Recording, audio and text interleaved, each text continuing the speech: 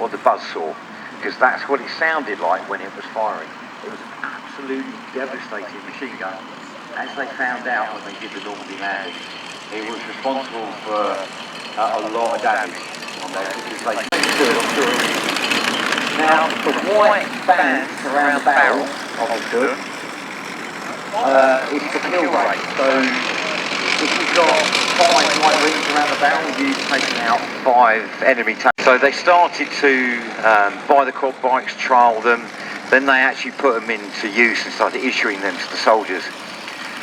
It kind of took over the role of the dispatch rider on the motorbike, because they could carry more kit, carry more equipment. Very, very nimble, like in and out of trees where other vehicles couldn't go. So you must have seen videos from Ukraine where they've actually used a lot of quads to get around with trailers on, to get kit and equipment forward and men forward.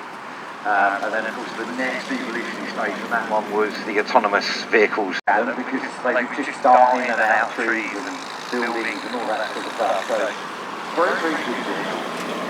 So, coming along the front now,